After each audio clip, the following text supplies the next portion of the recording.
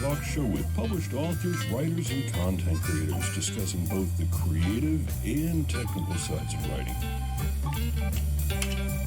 as well as the industry surrounding it, from novels to screenplays to comics and more.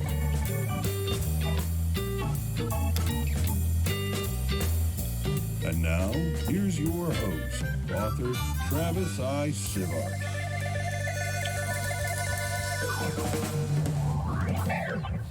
Always have to wait to the trill at the end of the keyboard there. Welcome to Write Night. It is Saturday, May the 9th. I'm Travis Sivart, and I am author of a bunch of stuff, but what I'm really excited about this week is I got some bookmarks in. So I'm very happy about those. Yay! Yeah. And so I can spread them around and spread the love and the joy. Robin, how are you? Good to see you. Let me go and let everybody else introduce themselves and their projects, either their current work or the book of their choice. So we'll just go around the circle. Directly above me here is Michael. Hello, everyone. My name is Michael Thompson. I'm an independent author and illustrator, and one of my works is Winslow Hoffner's Incredible Encounters. It's a folkloric fantasy on the high seas. I recently released the ebook version of this and the audiobook version. I just announced on my Instagram that it's coming very soon. I recorded it myself and did all the character voices, and I'm very excited. 1, 2, Fun 5, stuff. Very good. And just over there beside Michael is Tempe. Hi, I'm Tempe Wade. I'm the author of the Timely Revolution book series, which is a time travel fantasy adventure series that takes you back to 18th century America and the Revolutionary War and the Culper spies and George Washington and all sorts of fun people. Excellent. And then last but not least, just over here beside me, Aaron. Hi, I'm Aaron Kennedy. I've been a technical writer for about 25 years. I'm the author of Persona Non Grata, the first book in the Ships of Valor series. That's me. Very good. Now, before we get rolling on the topic, I want to remind everybody that noise right there is meaning Travis wants to read some comments for the folks who popped in. Folks such as today, we have Rabin Wrights, a great streamer in his own right, no pun intended there.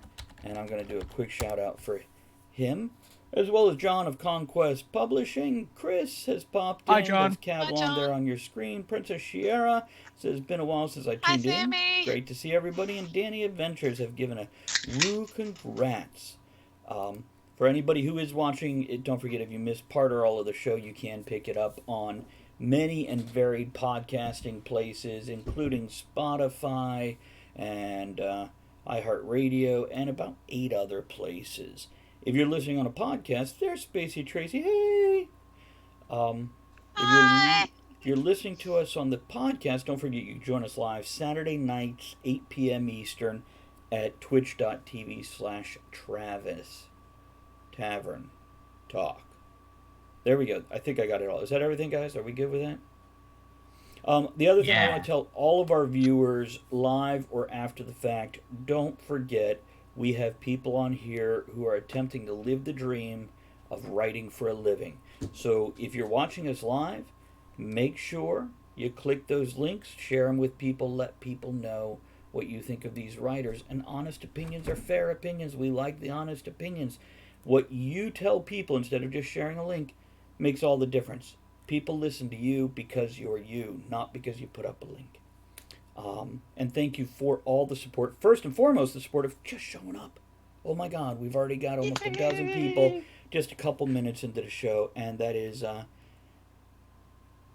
exciting. Danny says, Waves, excited to catch another Write Night with you awesome folks. Danny was a great addition last week. Now, Tempe, Princess Shiera is your friend, right? Yes, that's Samantha Parrish. Now, yes, who is a writer too. Samantha, go and post a link if you like. And, Sapphire Fox joined us. Good to see you. Any other streamers that are hanging out in chat, feel free to do !me, !me, and let each other see where we all come from, just to support the community. And it's a little bit we can give back right now to all of you. Danny Adventures. Anybody know Danny, or is Danny one of the folks who just came from another channel and hung out with us? I think she came from another channel. I think. Okay, must be. Nobody's claiming you, Danny. You're all mine. Thanks for joining us, Danny. Absolutely. Yeah, whoever you are, we love you. Like I Yeah, said, you rock. last week, Danny was a great addition with a lot of good stuff added in. Now, here's what I want to ask our viewers. What are you guys reading and or writing? Let us know in chat. I'm not going to read them all out loud for everybody listening and viewing, but let's create that conversation and that community right here in our chat while the four of us ramble on about other stupid stuff. Yeah, it's I've definitely noticed that, Rabbit. So tonight's topic is, because I'm done rambling, guys. Thanks for letting me go on there. Book to movie adaptations, because this is something we have touched on a lot. Now, what I'd like to do in the creative hour is maybe talk about how we would take our own books and the changes making them into a movie. And then in technical hour, look at every other movie, book to movie that we've seen that we just love or hate, and why. And keep in mind, the biggest change for me in my mind right now, when taking your book and putting it into a movie, you can't go into inner dialogue. And also, you can't spend 3 pages laying out a scene and that kind of stuff. Because that's 1 8-second pan of the camera and the whole scene's been laid out. So it definitely takes content and makes it smaller. I couldn't think of the intelligent word. A point on that, Travis. Yeah. Inner dialogue can be done well. If anybody's watched the TV series Burn Notice, they do inner dialogue extremely well. The lead character acts as the narrator for the shows themselves, and it survived 7 seasons. Another show that does a really good job with that is Psych. Can we move this? Oh, yeah. Picking up the stuff like that. Yeah. Can we move this to a second hour? But well, no, Okay. I don't know. Hold on, I might be cutting this short quick. How would you do it? Let's talk about your books. Taking your books and making them movies, because this stuff is definitely ties into both sides. I think, creative and technical. So no, I shouldn't cut it. I don't think I should cut it off. It's with narration, Aaron. Though you can't do that a whole bunch. You can't. If every movie had narration, we would start going freaking nuts. Or TV series. It has to be a rare tool. Absolutely. And the thing is, we want it to be different. We want to have other stuff pop in there and make it work. So in Psych, that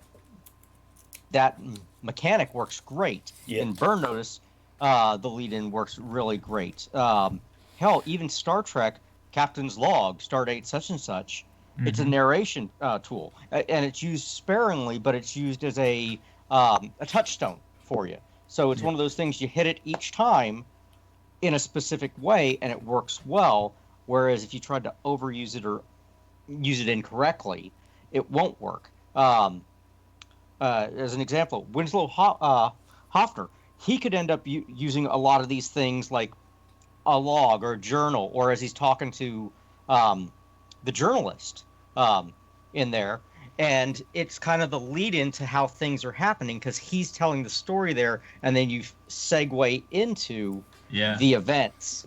Oh, definitely. I've thought about this a lot actually. How I would translate it, because, and when you have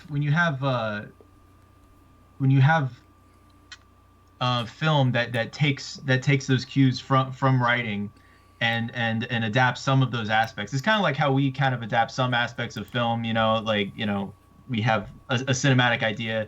Like I'm very influenced by pacing, and the current book I'm reading, he is constantly mentioning the lighting, and if you guys are familiar with filmmaking, they talk about the undercast lighting for villain and the overcast for hero. He is constantly describing how there's a light source below the villain, and it just, he's got the shaded eyes. So yeah, we definitely can. That's brilliant. So there are ways we can take cues from film and adapt it to our work as much as film can take cues from writers. And well, a guy you knew in the Marine Corps, he was studying to do filmography.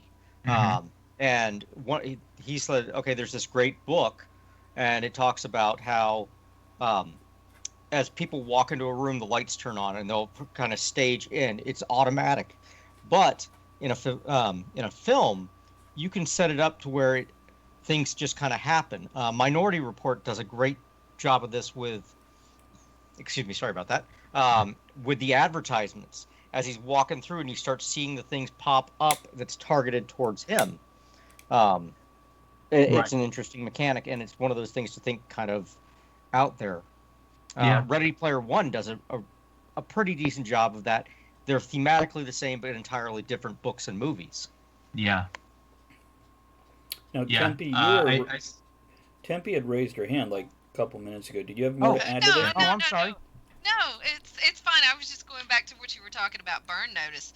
Burn Notice does an excellent job of giving the advantage, from the perspective from a spy, and why a spy does what he does and how he handles that. If anybody's never watched that show, it's a great show. Mm-hmm. And but that was a unique perspective that they went with that, and it worked very well for them. And the same thing with Psych. The way they with Sean, when he picks up on clues and it kind of dings and he zooms in on it, he doesn't have to say anything. He just they just show it, and that's how they you pick up on it that way. So they did visual highlighting inside the TV show. Exactly. And and I think probably as writers we do more of, that's why a lot of stuff in books is the villain has to tell why he did what he did, was because it's the easiest way to just get that information out there. Like they did in the old movies when they had to explain why they wanted world domination. Well, I mean, narration, exposition, dialogue, and various ways to convey points across there. And did you want to finish that thought before I read comments?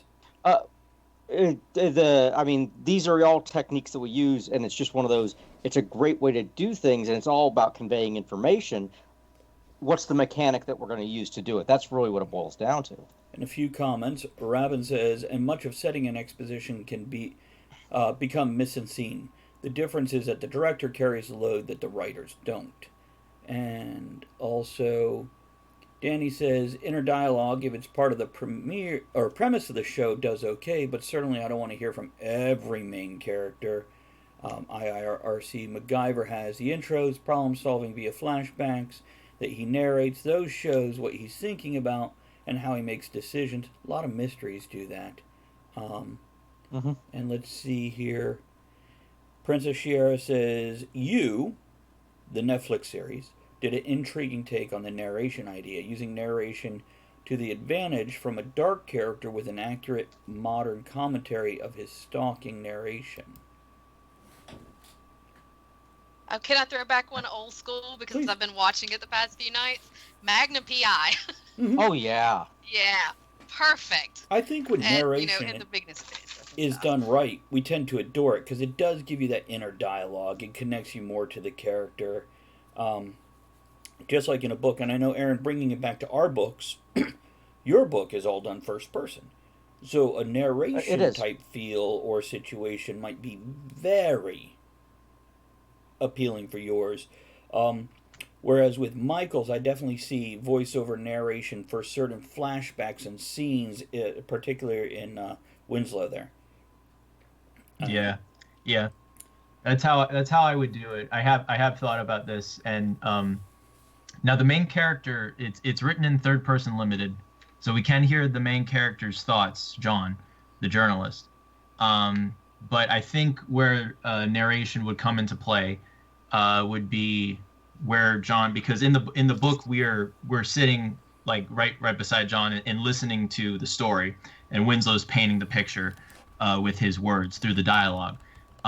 So I would still want Winslow to tell the story, but I think we would sound bridge and have his voice narrate then visual representation, actually paint the picture, like what we are seeing in our heads as he's telling that story, but still have him tell the story, because that's so important. And that's a way to seize the visual medium of the story. I also in the second chapter, The Trouble with Mermaids, there's a part where the audience has one idea of what he's talking about, and then he clarifies, and so they all think that the mermaid that he's speaking about is beautiful, and then he's like, I never said she was pretty. This is a flippin' fish girl, Keelan. and then the whole description changes. So I think it would be funny if we were to convey that visually, to have the narration, but then just have just the character morph into something hideous. Michael. Yeah. I think a beautiful way to do yours is first of all episodic and a serial style, maybe on Netflix or whatever, Yep. but in the fashion of a series of unfortunate events, where you can have a thought bubble appear and show the beautiful mermaid and then morph into this other thing, or you can do the Scooby-Doo wavy lines and go back into a memory with the voiceover continuing and come back right to the current spot where you already were, and even have the interruptions and narrations of the dialogue of the other characters interrupting him as they ask questions and whatnot, and have the characters in the flashback react to, I think that could yeah, it'd be really neat. How would you, which of your guys' book do you think is most prime for adaptation? Which thing that you've written? I've done a lot of technical stuff, so none of that. None of it. Aaron's writing for National Persona... Geographic now. Right. Persona non grata would work as kind of more of a serial type thing, but you end up with a Lord of the Rings thing happening there, where you're trying to pull in all this other stuff that's not in the books, in the Prime books, to make it work. And it would be a better TV show than it is a book. It is where we go. The new project that I'm working on, I mentioned it last week, with the Icarus Black, I think would work great as a serial, and then you do 2 books in a season kind of deal. Quick, to the point, and then move on. Because you can do the same kind of thing. It's a little faster paced, and you get kind of that Monster of the Week or Adventure of the Week feel. Yeah. Yeah. But you, Tempe. Well, you all know me. Mm-hmm. The Timely series. I've got this all worked out in my brain. Holding out for Henry. Holding out for Henry. But are you looking at a series or a movie, and why would this make a good whatever?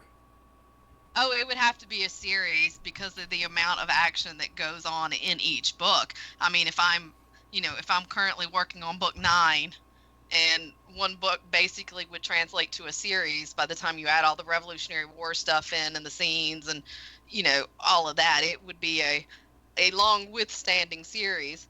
But yeah, it would be interesting to see it on screen. I think it would be fun. Especially once it gets into book 2 with the magical stuff, and where you bring in all of this extra stuff. And I even have, between Maggie and her husband, they have a thing where they can hear each other's thoughts. So it would be interesting to figure out how to work that in.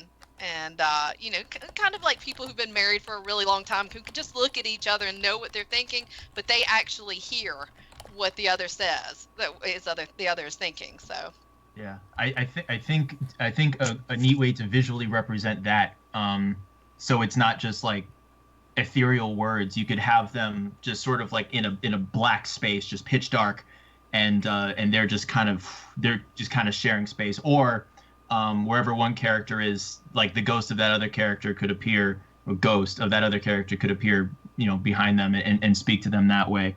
Follow them around and not have to follow the rules of wherever they are physically. So there's or even just hear it like in their mind, like speaking, like if they're a mile apart and can hear the thoughts, just hear it, somewhere from behind, like floating on the wind type thing, I guess would be probably the best way to handle that. Well, go ahead.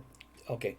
Danny asked Tempe, do you have all the characters cast? And Rabin says, quote, it was a dark and beautiful graveyard Frank found himself in, end quote. Gives character info about Frank that would be hard to convey via a camera. And then Danny also says, sorry to interrupt again, and then you guys carry on and build on this or whatever you're saying. This is good stuff. Danny says, some of my stories have telepathy too. So I think any internal thoughts that aren't speech would just muck up that mechanic. Would have to be shown via visual cues on the screen, and some of the speech as well, if it's immediately clear by the look. Which reminds me, for my current manuscript, there's more ways to show more things visually instead of via internal thoughts on the page. Hee hee. So, yeah, guys, feel free to comment on that that. note, Good. Star Wars actually does that really well. The episode 8, where we start seeing what Daisy Ridley and friggin' Adam Driver, their kind of merged consciousness, where they're not the same place, they're kind of force projecting, or even going back to episode 5 and 6, where we see Space Jesus. Ben Kenobi. Thank you. Ben Kenobi in ghost form. We see these things and him doing that. It's once, we got... Even in episode 4, you had the voice in the head, "Run, Luke." You know. Yeah, exactly. And we knew it was a voice in his head, or during the fighter scene, we knew that he was either having a psychotic break or it was, which isn't a bad thing. It's just one of those. Yes, it is, but not that we knew it. Well, in terms of the Don't story, judge. yeah. In terms of the story, he could either be like remembering his master, or it's good that you could have that it can be interpreted in more than one way. Do you think anybody? So going back. Go ahead, Tempe. Oh, sorry. No, I was going back to Danny's question Yes. that she asked. Mhm. Or she said, yeah. Do you want my dream cast? If you want my dream cast, I'll name it all.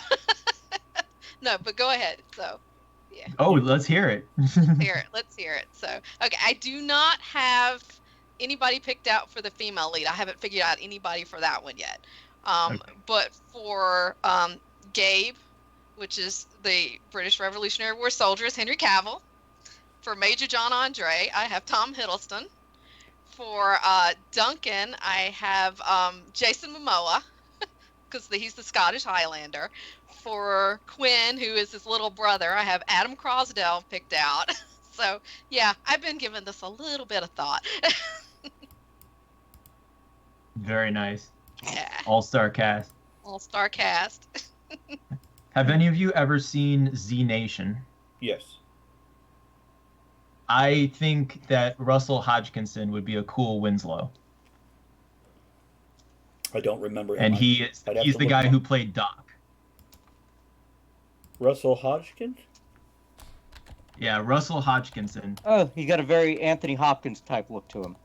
Yeah, he's a funny guy, and he's got great energy. If you look him up, he played the character Doc, and he's cool. You know, He's I a wouldn't. cool guy. I follow him on Instagram. I wouldn't have mind seeing him do the last half of Dumbledore, Oh right. as opposed to when he kind of became. And I do love the meme for Dumbledore where they're like, when did you switch 3-piece suits for long robes and beanies?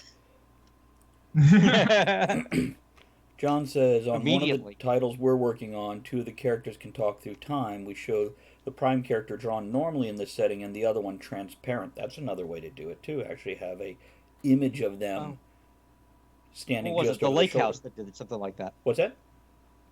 The Lake House did something interesting with that one. Keanu Reeves and Sandra Bullock. Mm-hmm. I like both those actors, too. Keanu in the right role, mind you. Not any role for him. He's... What about you, Travis? What would be your first if you were to pitch one of your projects for adaptation? Which one would you go to first? 27 thoughts. Why are we dropping one thought, Aaron?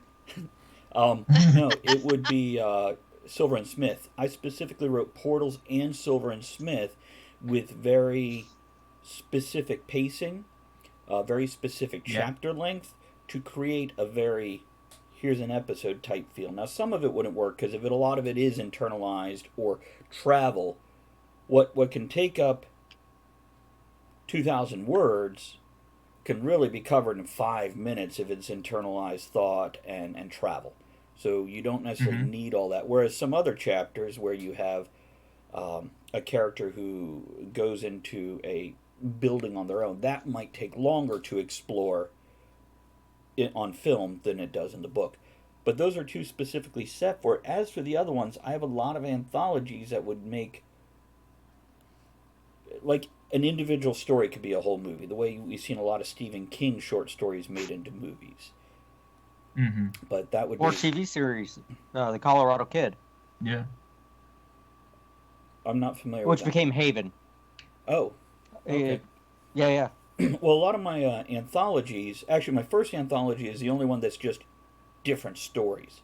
Every anthology I wrote after that has a thread going through them. So, for example, Croker Norwich Case Files, which is like Sherlock Holmes meets the Odd Couple, set in a Victorian setting, a bit of a steampunk aesthetic to it.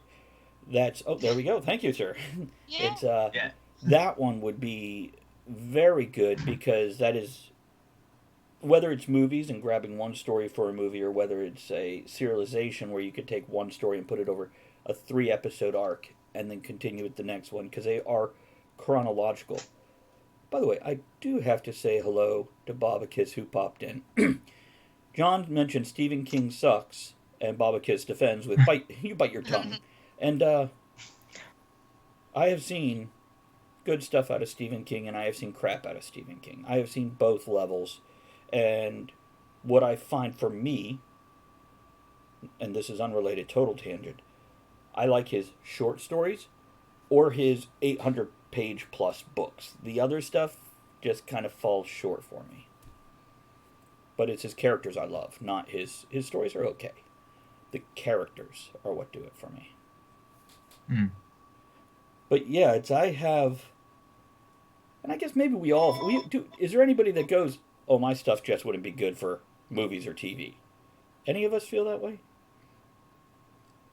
Okay, yeah. So I look at all my stuff and I'm like, this could work. Well, no, I try to take the Quentin Tarantino kind of philosophy. Make movies or make books that you would like to read. Mm-hmm. I'm somewhere between if you were talking stylistically, pardon the cat that just jumped in. I'm somewhere between Harry Harrison's Stainless Steel Rat series and Robert Heinlein. Probably closer to his Juveniles, but friggin' that's the kind of feel and look that I wanted. And Quentin Tarantino, he writes a great action movie, great fast dialogue, because that's the kind of movie he wants to see. Yeah. Except for The Hateful Eight. God, that was slow. Oh, it was. I wanted to like it a lot more slow. than I did, and if we yanked a half hour out of it, maybe 45 minutes, I feel it would have been a better movie. But I couldn't tell you what to yank out of it. I couldn't tell you what. Oh. Right. Well, no, I mean, we're getting to the books to movie adaptation. Back to that. Yeah. You take a look at Luke Cage, season 1 of that. It's 10 episodes long. Really, it would have been a much better series if they dropped it to 5 episodes, trimmed it. Yeah, I noticed that there were a lot of shows that that they wanted to hit 10 episodes for some reason, and I mean on Netflix and on certain streaming platforms, the benefit of the platform is that it can be however many episodes you want. You know, you can streamline it massively. Well, binge psychology is, I think, and this is where we get into game theory and stuff like that. Okay. An episode of TV is either 22 or 45 minutes long, with 15 minutes of commercials or 8 minutes, depending on the thing, not including the 30-second intro and outro. So you've got this nice condensed feel, and 30 minutes is an arbitrary time because we just happen to divide our day that way. Right. It could be, HBO did a really good job of that with The Sopranos. The episodes were however long the episodes were. But the flip side is when you get into stuff that's made directly for Netflix, what was it? The guy who did Futurama and then he did Disenchanted. Thank you. Futurama is great. It's fast-paced. Any joke that was below a 7 was just cut.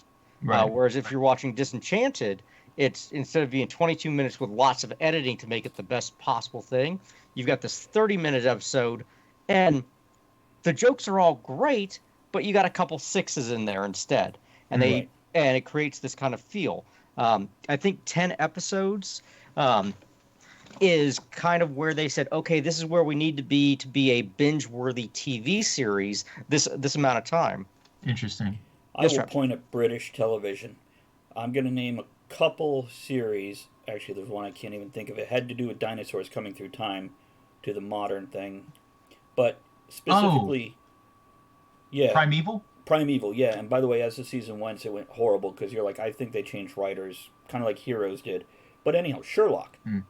Every episode is not the same amount of time, and every episode is kind of a movie. And you're only getting 3 to 5 episodes per season. Misfits is another one. If you look at it, a arc. Right, and that's what you have. You have an arc in Misfits, which is about superheroes, and I swear they were in an empty town. Primeval, thank you, Danny, yeah. You get, like, I think it's 5 episodes the first season, and then each season it kind of goes up to you at 8 episodes per season, if I'm remembering correctly. And that was nice, because now here's your arc, and that's what they're doing. Tempe, I see you waving. You want me to throw it to you when I'm done? Yeah, go ahead. I'll just finish this thought. Primeval, a similar thing, and to add in a few comments before I pass it over. Danny says, oh, there's a couple comments. Okay, money matters can interfere with the final decision, says Rabin. John says, sometimes contracts require a number of episodes. Danny, Netflix 10 episodes standard for some shows drags out because they're trying to fill a spot. Agree with that. Rabin says, Good Omens was an interesting study in changes for the silver screen. And Danny says, was that British? I thought it was Canadian, but maybe that's just where they were filmed. Danny, America remade Primeval. They also tried to remake Sherlock with Lucy Liu. Elementary. But anyhow, Tempe, all you. Sorry, thank you. No, I was just trying to remember what was the industry standard like in the 80s and 90s, because there used to be the series like the Thornbirds and North and South, where it was an episode, like a 2-hour episode a week that would go on. Was it like 6 weeks? That was a mini series, yeah. And that actually wasn't a bad format either. Even like the Stephen King made for TV or a Hallmark made for TV, where you get 2 nights of 2 hours each. Because then essentially you get a long movie. Yeah. If I remember right, for regular TV series, it's 13 episodes. Things like The Good Place only do 10.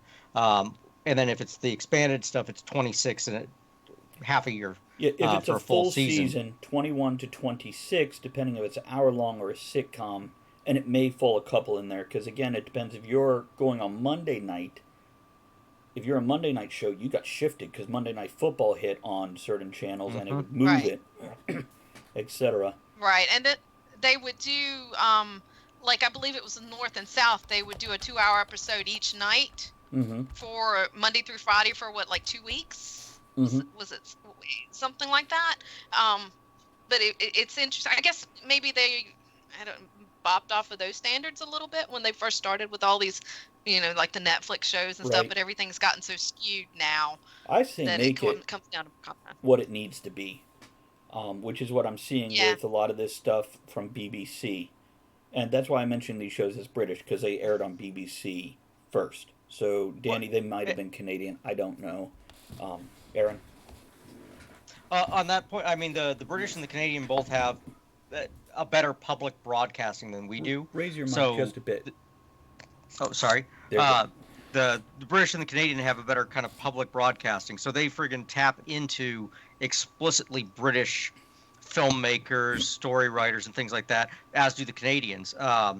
Seth Rogen talks about this when he started going out. He tapped into, I can get money from the Canadian government to do my stuff, and you see, it's not necessarily the best, but it's different stuff all across there because it's on Canadian TV. The British side, you see the same thing. Stuff like Red Dwarf. Red Dwarf, every season was a different length. Some of them were 20, some of them were 6, some of them were like 3, and then, this is the half a season or whatever. Or Doctor Who, previous to the modern iteration. That very much varied, anywhere from here's a single 2-hour movie to here's a full length, this and that. So what about our books? Shifting us back for the creative, let's say somebody came to you and went, we're ready to do this. We want you to be part of the creative process. We're not just buying the rights and shoving you away. We want you sitting next to the director, so when we have to do scene rewrites for whatever reason, whether it's length or things like a lot is internalized, how we translate that to screen, how would you want to see your books made into movies? What things do you visualize when you're like, this would be a movie? And Tempe, I know you have a lot of thoughts on this. Am I correct on that? I do, and I'm the first one to say that, I don't want a lot of my stuff changed.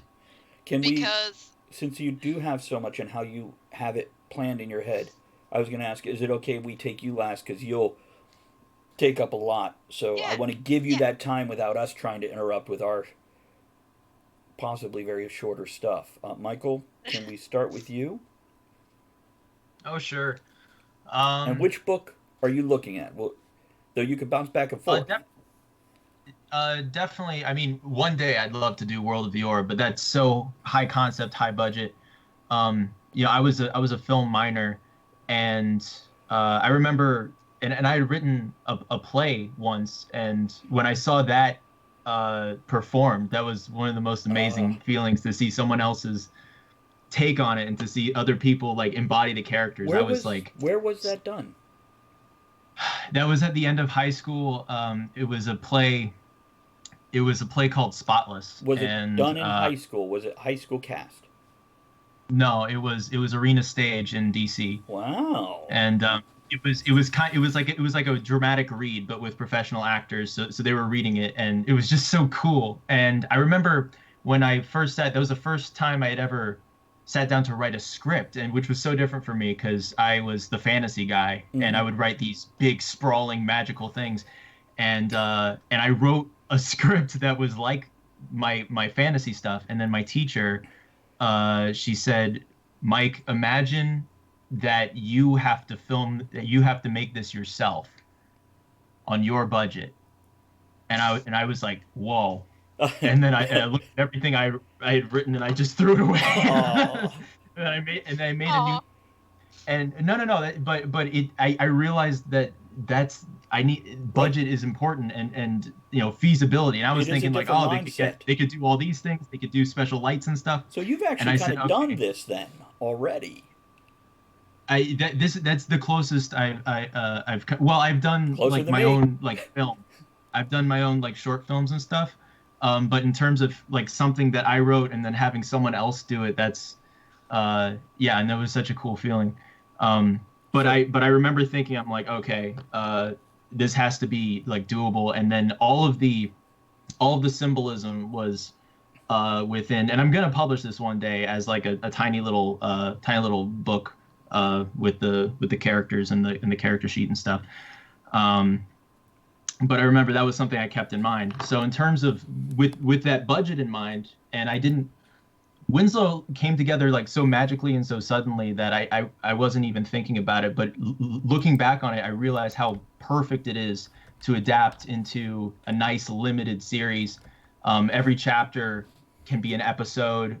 You get like Monster of the Week, like Aaron said, and with the first chapter, I remember thinking I could if I like really stretched my resources, that I could even make this, because it's one location, and it's two guys talking to each other, and then most of the budget would go to like the however much I wanted to show the monster, Gambo, the fire-breathing fish. That would be where it would go. So it could be cool to do like a short film, and then if that does well, then to do the rest of them as a series, but definitely as a series. And I've got so many thoughts about it. But just like how to convey, because you really want to seize the visual medium when you make a translation, because that's kind of the point. You get to tell the story in a new way. So you think about colors a lot, like what what colors can be symbolic. So I mean, the story of the soundtracks. first chapter. What's that? Soundtracks also. Soundtracks. I have that was something I was saving. I was going to ask Oh, you I'm guys sorry. if any of you have made a playlist for your books, because I have, and and something that I think about is like is the colors of the scenes, and I kind of would want in chapter one just for it to be like very blue and stuff, and then to have like along with the fire of Gambo as this monster's coming closer, and as John's belief in Winslow's magical world is shifting for more colors to be introduced to the world. So that's a way Wizard of Oz. Yeah, in a way, but to just start with lots of blues, and then to have that fire tone, those ochre tones, the warmth, and to sort of match the belief. And that's something I thought about a lot as I'm writing the sequel to Winslow, the first one, and I've suggested it in the imagery. I've mentioned noirish type tones, and Tempe, I'm because sorry. it's a I thought you flashback had the when most to say. This is. I would have let you go first if I realized.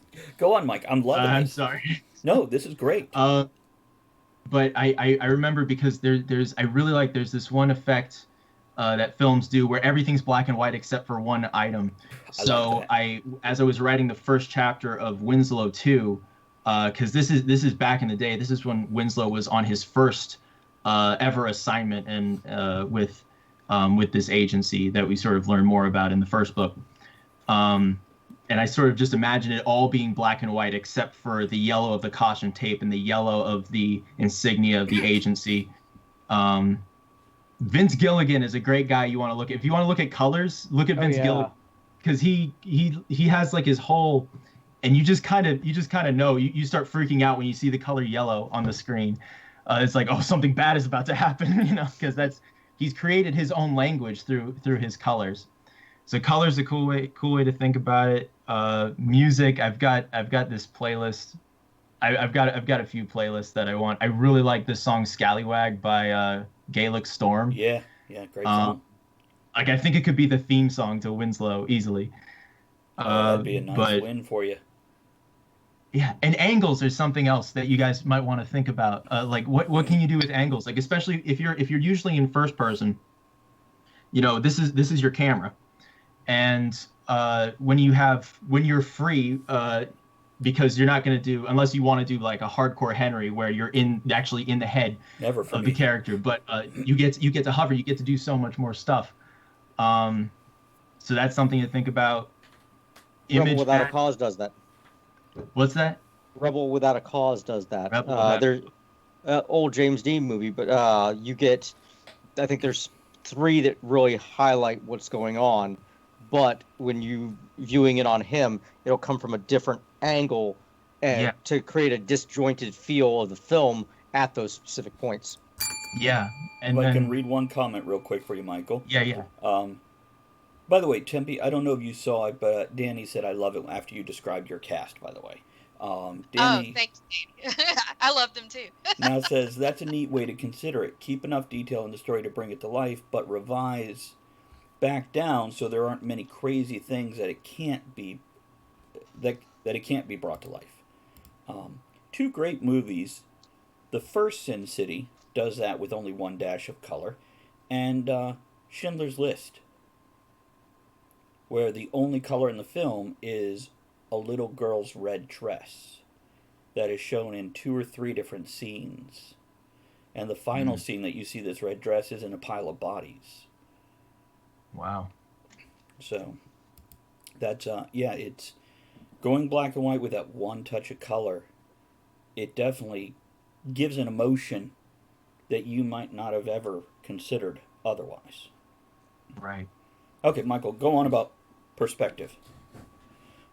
Or we could pass it to Aaron real quick, because your call. Oh yeah, I'll rein my stuff in if any of you guys want to take it away for a while. We'll pass it to Aaron and then Tempe, and then in the second hour when we're talking about books and movies we like, feel free to bring it back up and work it in, because I'm loving what you're doing here, and I spent 2 hours on each of you alone.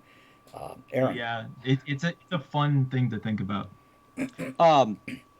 So the new project I'm working on, and I was like, okay, and I took a page from Travis's book, and I think a lot of this is going to work well for him as well, is we're trying to create that fast-paced feel, episodic in nature. I love the idea of Buffy the Vampire Slayer, and okay, here's this, and here's what.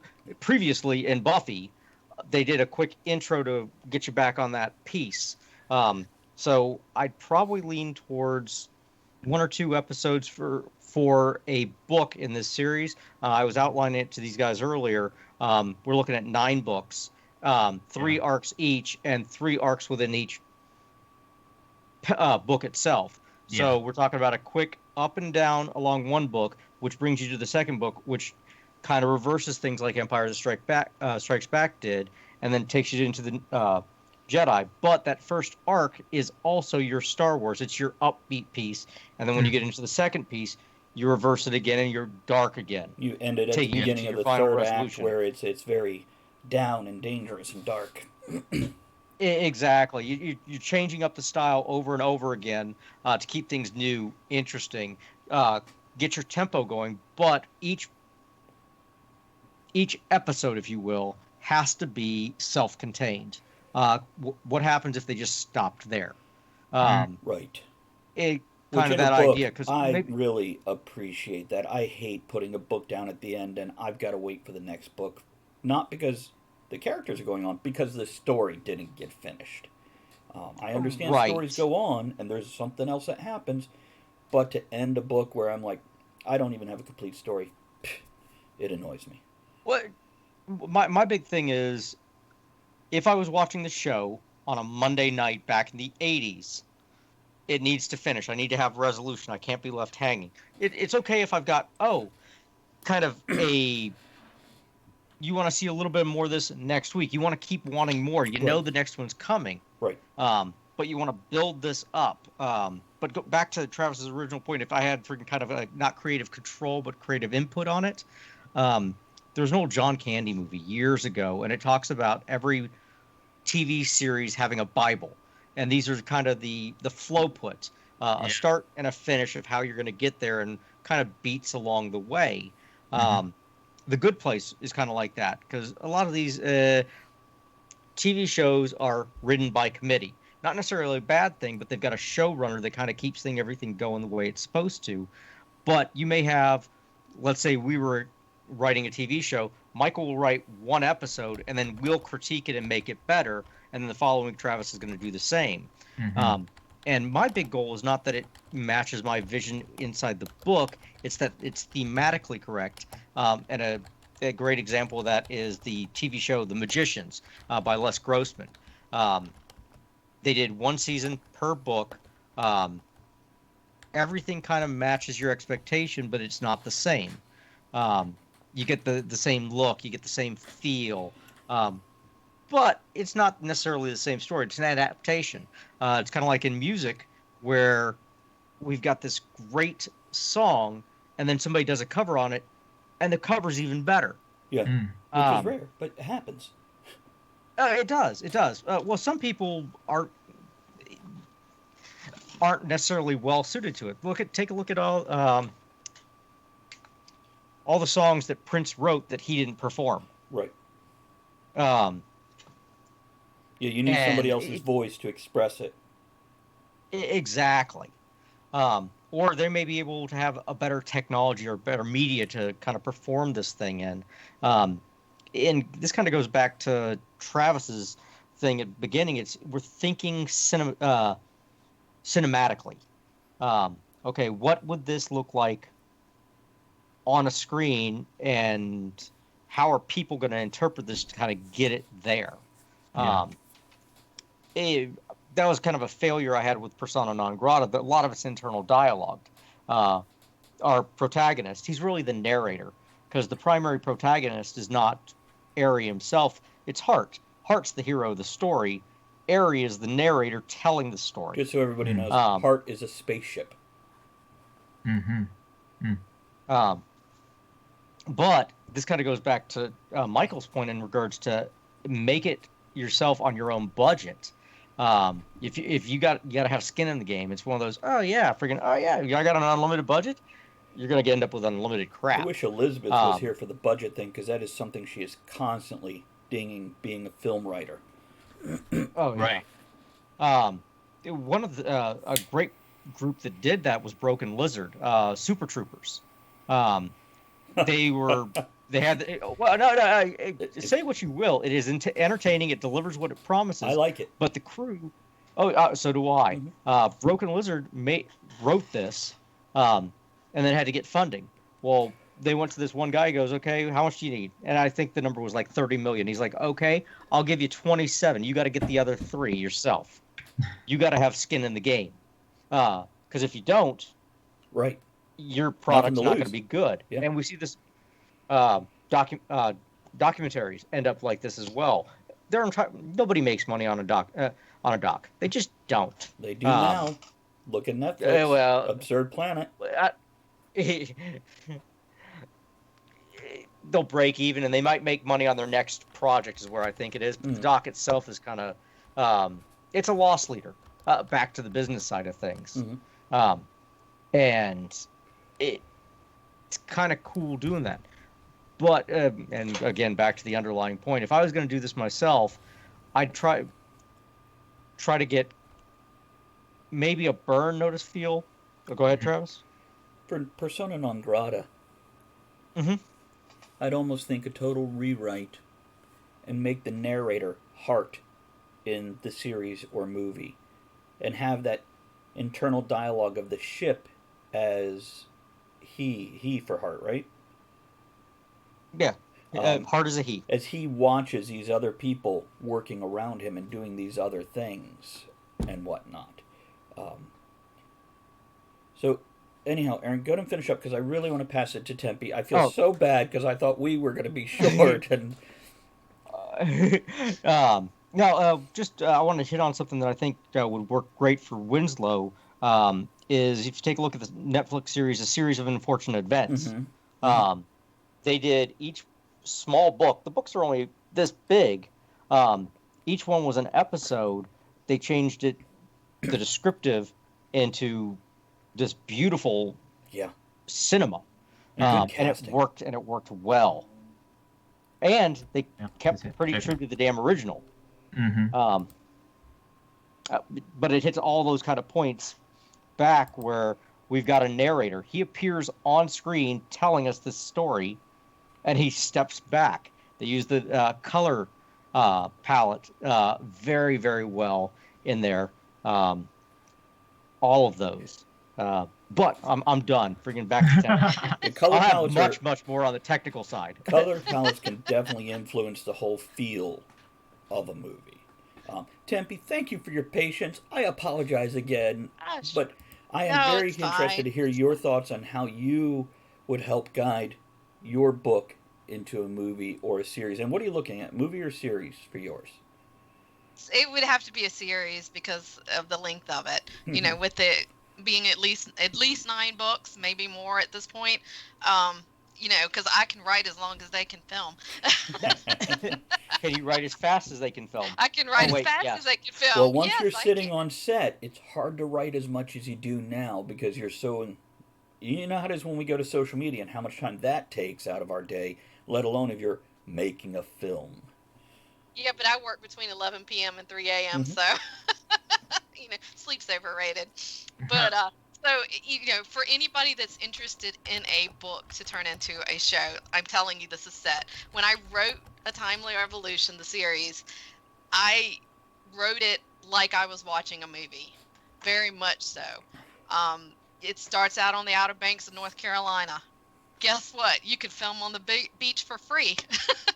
Colonial Williamsburg is already set up.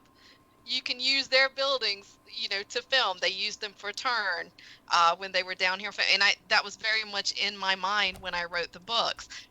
Philadelphia has an old section, you know, from where the Culper Spy Ring stuff was the beginning.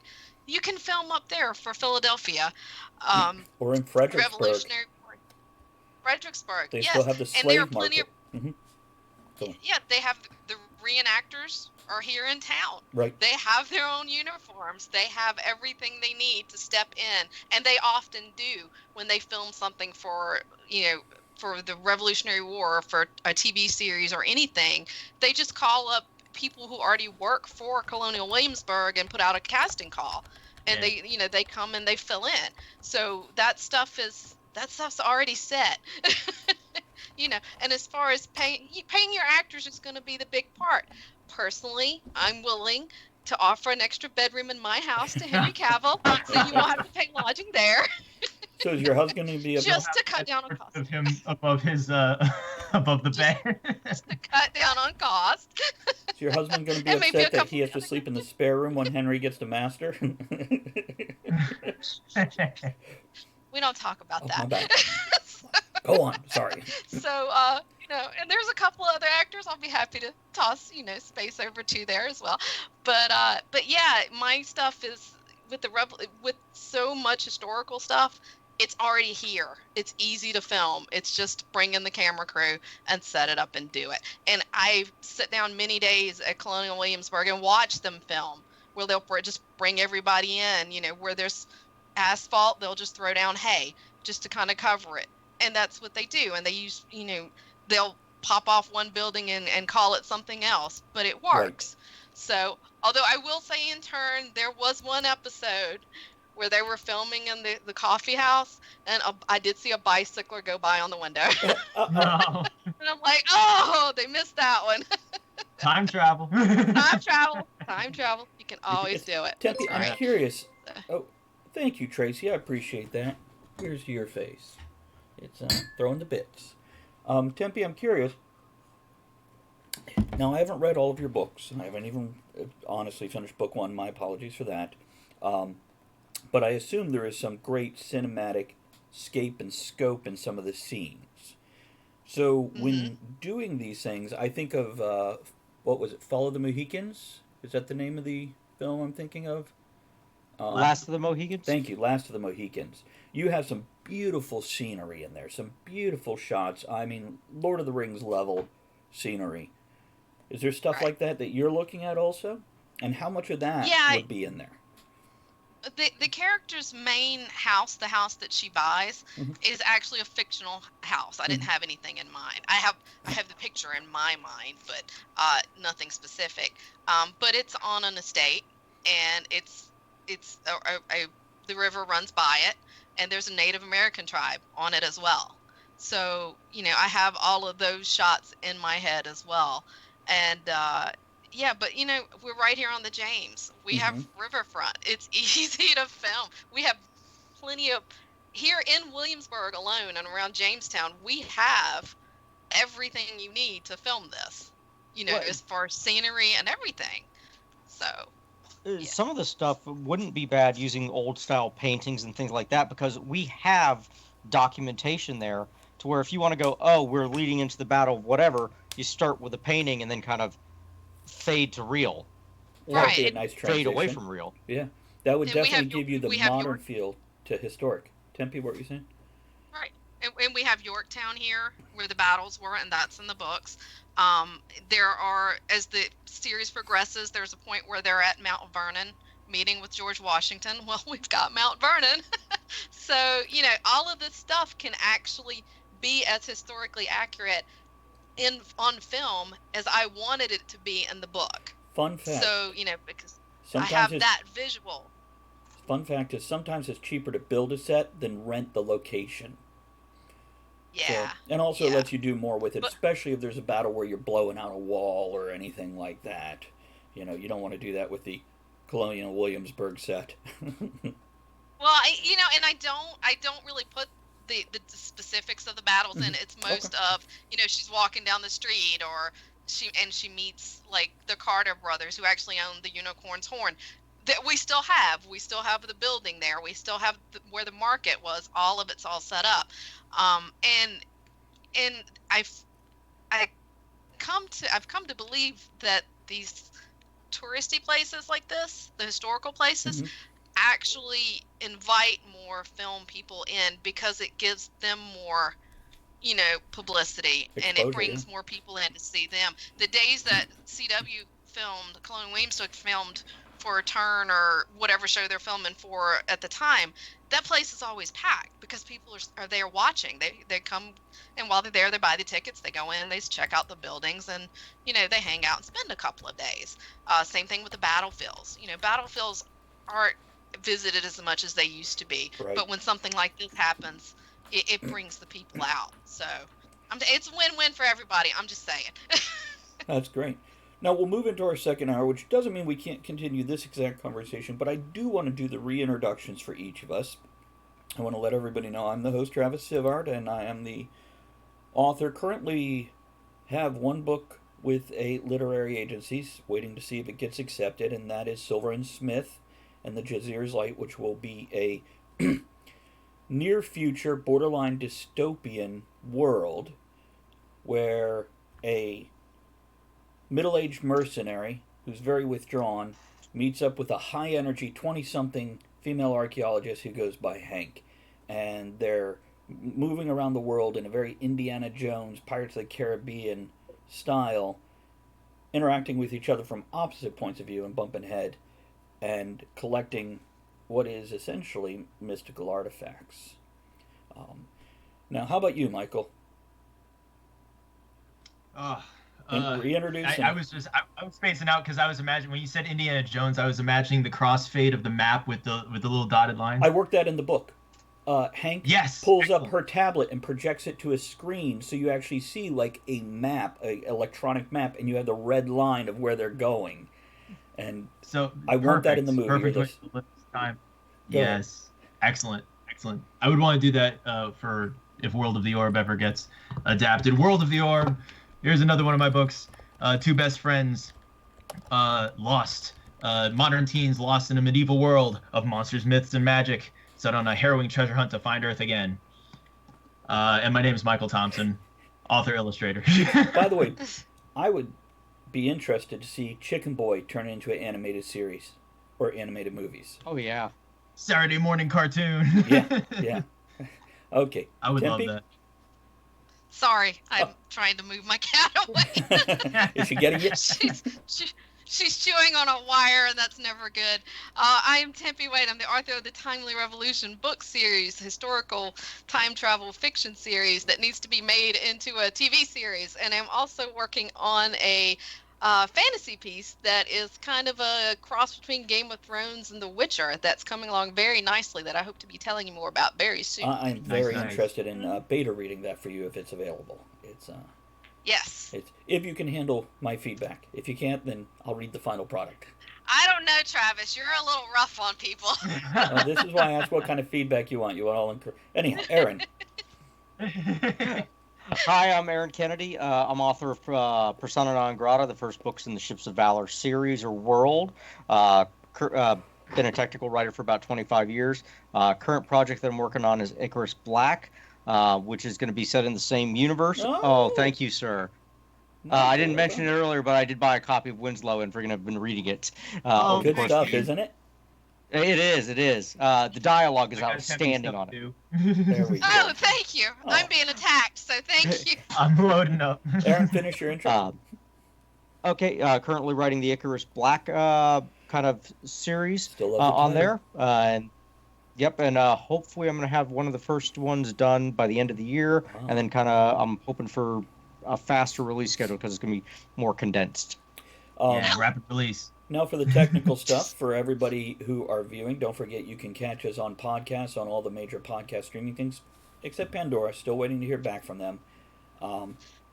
And for those of you listening on the podcast, don't forget you can join us and join in the conversation as you hear when I ring the bell here at twitch.tv/Travis Tavern Talk at 8 p.m. to 10 p.m. Eastern, most Saturday nights. And For anybody who wants a little behind the scenes, that's what just happened to me. oh, See that?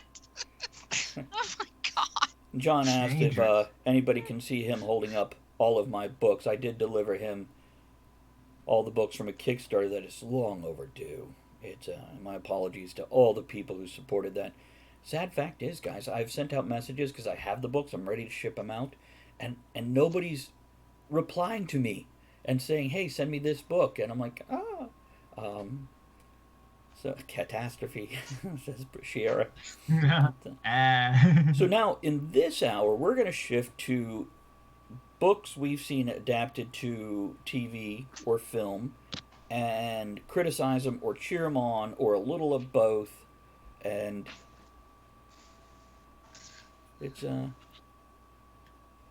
sorry, I'm looking at a comment. Weightlifting during the isolation. I'm actually not sure what that's in reference to. Maybe that's to you, Tempe. John said he had all your books holding him up, and I said that's that's how you get strong. You get they're heavy because there's a shit ton of them. Sorry, I was focused on what I was babbling about. My bad. So does anybody have a favorite book that was turned into something they love on screen, big or small? Aaron? Yes, and I'm gonna go out on a limb and say all of you love it, and if you don't, get off the show. William Goldman's Princess Bride. Okay, yes.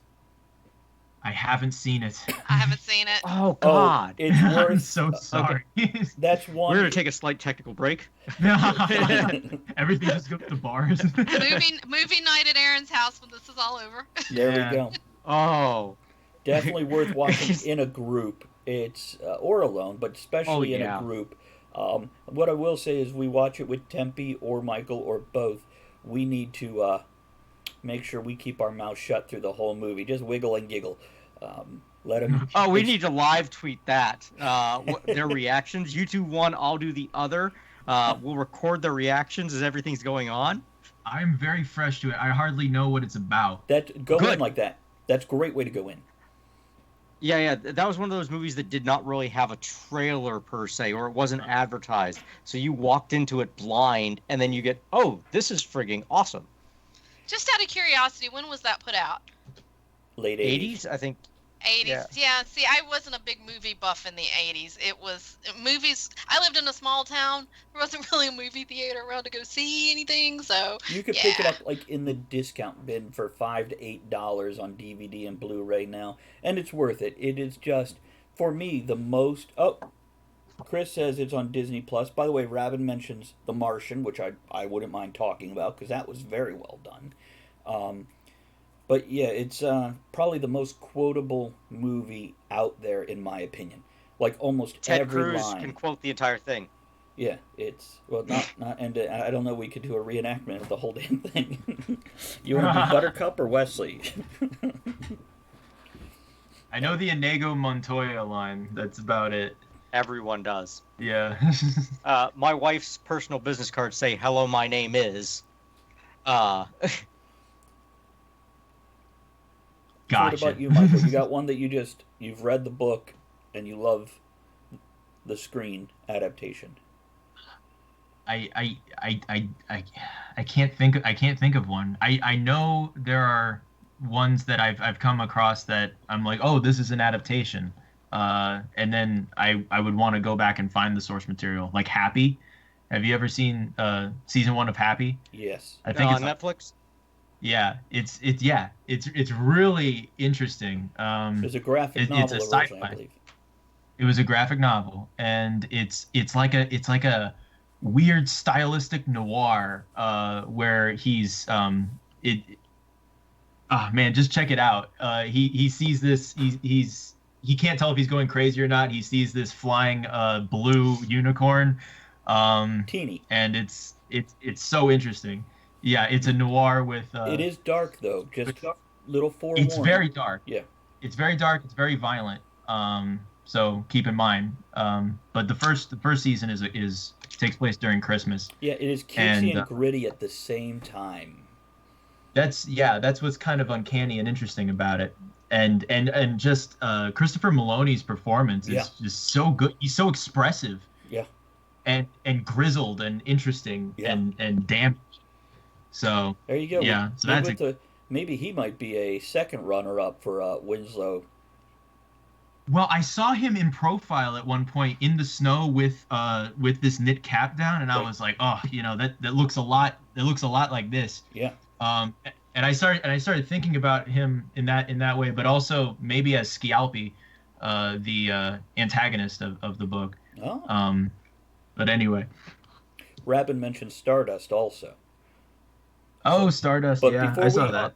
before we Long go time on to ago. that, Tempe, do you have one that you read the book and you really enjoyed the adaptation? Um, as a TV series, I I have a love-hate relationship with Outlander. Okay. I like the books.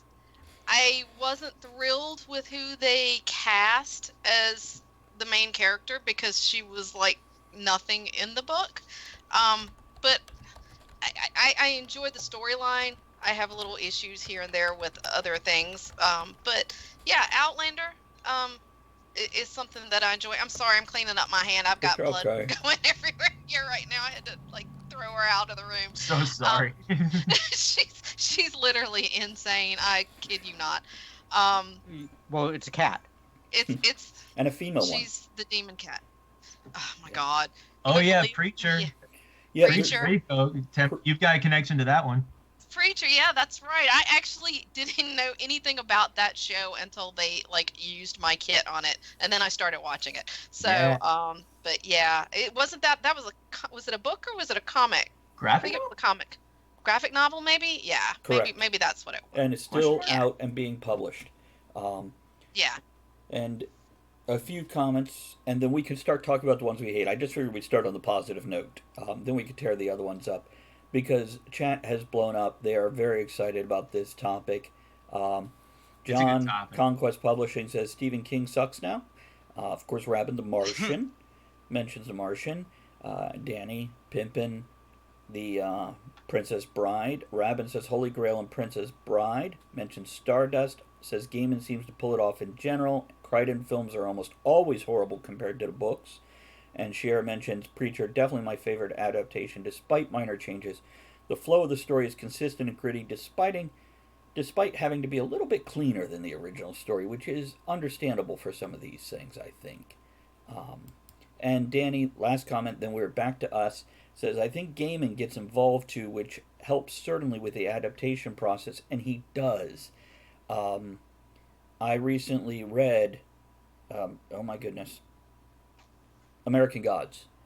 And they had an interview at the end of the audiobook, a 20-minute interview with him, and he mentioned specifically it is a different story. And the first season really sticks to the book, and season 2 really moves away from it. Expanse is the same way. It starts very similar, but by the time you're 5 episodes in, it's a different story. By you're on second, third season, it's a very different story. But that's like the song replay, where we get a different vision. We get to combine things in film over especially a longer series where they bring in characters that don't appear till book 3. They bring it in the first season because there is backstory there that you can lead into the whole weaving, threaded plot line. It's true.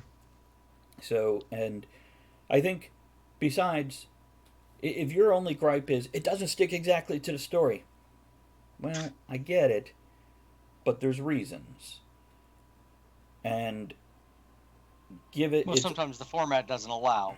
Right. Or, yeah, like the whole mention of backstory to characters brought in later books can thread into the base story. Yeah, by the way, Aaron just posted the link for Purveyor of the Unusual. Check out Tempe's stuff there. Thank you, Aaron. Vampire Props. kit that was used on Preacher it's a work of art. It's a beautiful thing. Very cool. Check that out. And if you ever catch her at a convention, browse her wares. It's all like handmade. Like even the boxes, if I'm not mistaken, are made, not purchased and filled. Actually, you won't catch them at conventions anymore Okay. because I had too much of little hands tearing them up. So you can only get them online, and they sell out pretty quickly. So I do have one over there that I'm working on right now. If you're interested in a red one. Ooh. Is it something Yeah. that's together enough you can hold up to the camera real quick? Is that too It's much got trouble? a few missing parts. Hang on, let me Okay. see. Thank you. These things are great, and I wouldn't try to push her to do it if it wasn't beautiful stuff. And I'm going to bring a heater in 1 second here. Check it out. Ooh, there. Can you see it? Yeah. Yeah. I'm still working on it, and I'll And even. And for a 30% upcharge, you'll have the signatures of all the Right Night hosts here. Hey. Hey, for free, I'll throw in some of my own blood that the cat just took out of my hand. It'll make it more authentic. Make it more authentic. Yeah. I think I actually have a green one up online now. That's I think 4 people have it in their carts at this point, and that's all that I have left up of those right now because apparently vampires are next. Just FYI. Look, They never left. Yeah. Okay. And speaking of moving to the movie adaptations that we hate, can I go ahead and add mine? Go, please. Interview with a Vampire. Oh my god. Worst remake ever. Have not seen it. Well, actually, and it got worse as it went, I think, with that series. Because the first book, I always tell people, if you're going to read the books, read the first one first. Because there's a gap between the publishing of the first one and the second one. And her writing style improved drastically. Same with the Pern series. Yeah. Book 1 to book 2. Huge writing style difference. Actually, book 2 to book 3. But whatever. No. Yes, Aaron? On Interview with the Vampire, I don't think it was that bad of an adaptation, but and having read the Vampire Chronicles right. In order as they were released, you're absolutely right. Her style gets so much better, but one of the things that happens as she's going on is we've all seen men writing women badly. Anne Rice is the exact opposite. She writes men horribly. And Interview with the Vampire is one of those things where you just get pieces of that, but you don't get this. As she's shifted all men to gay, and it's nothing wrong with that, but it's just a stylistic thing that happens in her books. So it's almost no variety, is what I'm hearing here. Yeah. I think Tom Cruise was a bad choice as Lestat. Yeah. And then once they moved to the Queen of the Damned movie, that was horrible. I was just so completely lost and horrible. I'm like, I couldn't get through 5 minutes of it. Now, I would love to see them do an adaptation of her Witching Hour series. Yeah. Which was a fantastic, and this is Anne Rice for anybody who doesn't know, was a fantastic book series, and I think that would make a wonderful and tied into Netflix the Vampire Chronicles loosely. Yes. It's the same world. You feel that, you know that. By the way, Rabin says Starship Troopers, and I will come back to that one. I got one on that as well. Yeah, we can come back. I don't want to cut us off of this if we're not done with this, but I definitely, Starship Troopers we could talk about. It's And she is actually writing again. She's released a few more of the Lestat books, and she's got a Wolf series out now, Wolfman series type thing out now. How is it? That it's been a couple of years since I read the first book. I know she's added a couple more out since then, but I haven't read them. But I think it was off to a pretty decent start. With the Vampire Chronicles, when she got into the later ones after the original trilogy, like Pandora and all the others, I felt like she was rewriting the same story with a different point of view, and you've got 60% of stuff, I've already read this, I've already seen this, and 40% new content blended in, and that was, for me, a bit of a letdown where I don't mind them touching on the events in the other books, but when you're retelling the other book from the other side of the room, not my thing. Like I said, the Witching Hour would make an excellent, if they do it right, would make an excellent series, especially with the fantasy stuff that's out now. And it's been a long time since that was written, but I think it would still make a great adaptation. And would you modernize it? Would you want to see it done set in this year? Well, not 2020, but you know. I don't know that I would. I'll be honest with you, Leave it in because the 80s? like 90s? yeah, because what is the American Horror Story does a really great job with going back and doing stuff like 20 years ago or 30 years ago, maybe something along those lines, and kind of keeping it on track that way.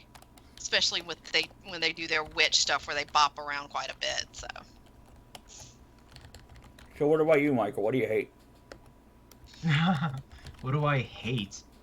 I don't know. I don't have too strong an opinion on it. I did see recently, and talking about this has made me remember that I saw a trailer for, and this is the first to my knowledge. Well, I guess they did Reanimator, but the first modern Lovecraft adaptation, which is Color Out of Space. And has anyone seen that? I haven't seen it, but I saw the trailer. And it just the nature of cosmic horror. It really highlights for me how difficult that is to adapt. Right. Because when I saw that trailer and the color was like just pink, and I was like, nah, because they call it a color in the short story because there's no earthly word that's capable of describing it. That's the closest they can get to approximate what it is, because it's just this stuff, and they just end up calling it a color. But even then, it's like nothing anyone's ever seen before. Princess Shiera, was it good? That's my question, because when I heard Nick Cage was going to be in it, I thought, okay, he can do some good like mind melting freakouts. Michael, before you go too far with that, I want to read some of the comments so anybody who's not actively viewing right now is caught up. So let's see here. Starship Troopers, we mentioned that. Danny says, I didn't like the adaptation for his Dark Materials on HBO. Had to watch like it's an alternate universe because several of the characters don't line up with the standard behaviors in the books. Part of that is the medium, part of that's creative licensing, directing, and she weeps about the movie Golden Compass. Jewel, good to see you. Lady Skipper has popped in, says, I've got all the cartoons of Starship Troopers. John mentions Dune, which we could sleep through that again if we need to. Rabin says, I Which mentioned version? Crichton before, but Sphere deserves a special mention. I feel the screenwriter missed the character and philosophical angles and the question if it was intentional. And then, Nick Cage is mentioned. Interesting to see Nick Cage in a Lovecraftian movie. Rabin refuses to acknowledge Dune. Supposedly when it works, we'll see. I agree. And Shara says, I have not seen it, but I know what you're talking about, Michael. I'll watch it and give you my best Siskel and Ebert review. Very good. Okay. Thank you. John, I'm very gentleman curious. lady. Excellent. Any comments on any of these? Thank you, Shira. Yeah, I'm really interested to see what it's like, because I think I did hear that someone quite enjoyed it. So And this it might is about be his Dark Materials, yeah? Oh no, this is about the Color Out of Space. Thank you. But I remember when I started reading a Lovecraft collection, and I was thinking to myself, because I studied film, and I was wondering how I would try to adapt some of this stuff. And You know what? Yeah. With this, I think we need to wait till we have VR movies where you put on the goggles, because I feel like you need to have that presence behind you lurking the whole time. That tension. You gotta.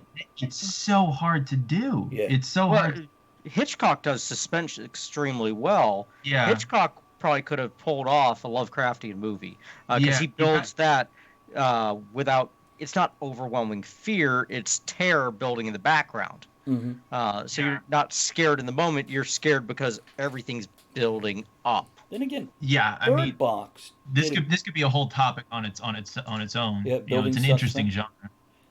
Bird Box. Oh, just not Lovecraftian and not an adaptation, but the way the tension built in that, where you constantly have this air of oppression of something's waiting, something's lurking, and I think bringing that into a Lovecraftian situation, but also the descent into madness as you deal with something beyond what your mind can comprehend.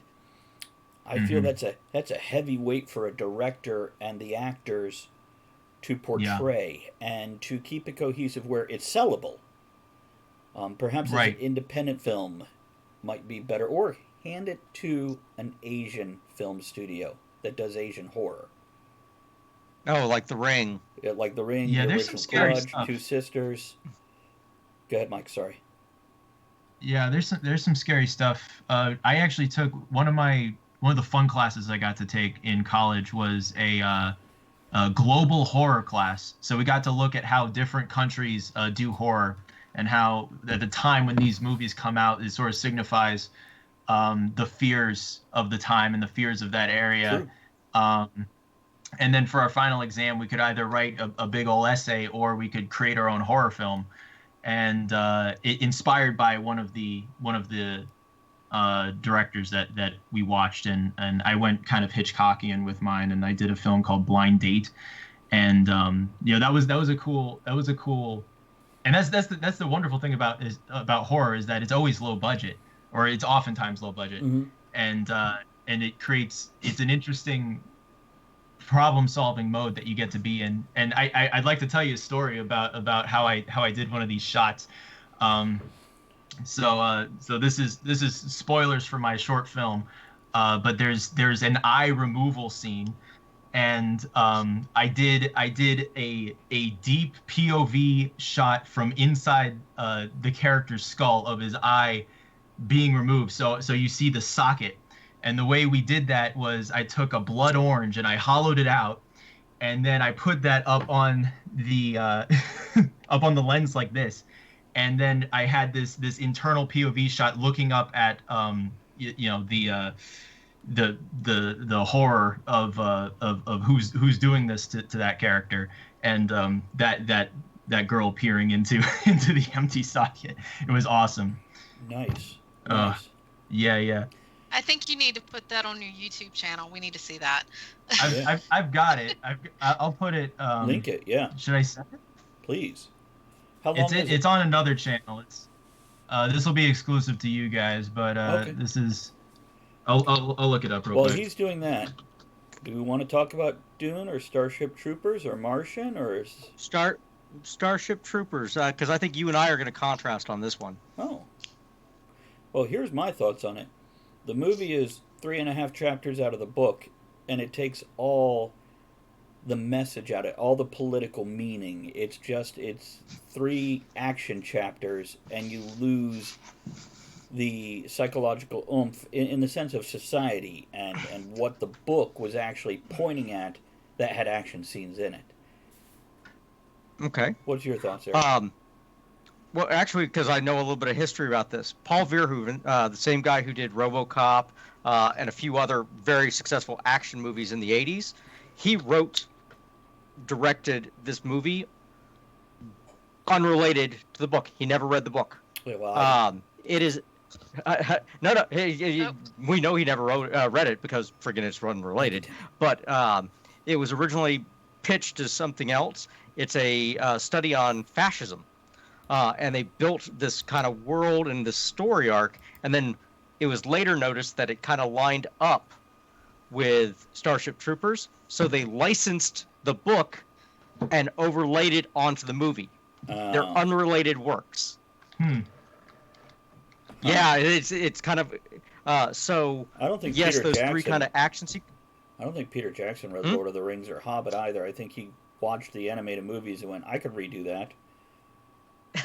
Well, no, but there was no animated or anything like that. There was nothing there. So Paul Verhoeven, he had this story based on fascism. He grew up friggin' in post-World War II, I think it was Poland. And he's like, okay, I'm going to make this, sets it in the sci-fi, and then if you could actually check it out on the Wikipedia, but it's like the bugs of Outpost 13 or some crazy name like that, and ends up buying the license rights to make the movie because he had already written the script and he didn't want to get sued. Real quick comment from Sapphire Fox here. This is relating back to something we were talking about earlier. That's where video games have a unique way of telling a story. Good Lovecraft-inspired games, or just good horror games in general, can put you in the mind of the person with the creature lurking right behind you. Bonus if it's in VR. That's Resident Evil. It's very good. Tempe? I do have a question way off of the topic here. Okay. What's the process to go to get a book made to a video game? Is there somebody that knows anything about that, or a place to reference where to go for that? Aaron, do you know something that I don't know? Okay, so whatever IP you have, your intellectual property, and this gets into the business side, so an agent, literary agent or movie agent or whatnot, can license it from you or option it is what it's really going to do. And they're going to say, hey, I like your book. I want to make it into something. I don't know what. I'd like to buy the option for 5 years. Here's $5,000, $10,000, $250 or something. But they own the rights to make that for that amount of time with additional option years. Right. Marvel sold off all the rights to their comic books when they were going bankrupt in the 90s, which is why Sony, Fox, and a variety of other people kind of own those rights to the characters. Universal, thank you. They owned those rights to the characters, and then they slowly got them back as films were not being made. So Fantastic Four, the reason that last Fantastic Four came out was because Fox was trying to hold on to the rights. Yeah. Whereas you run into these other ones where Paramount owns the rights to the Incredible Hulk, but not when Incredible Hulk appears in a team movie. So it's Universal. They own the distribution rights. Yeah. So.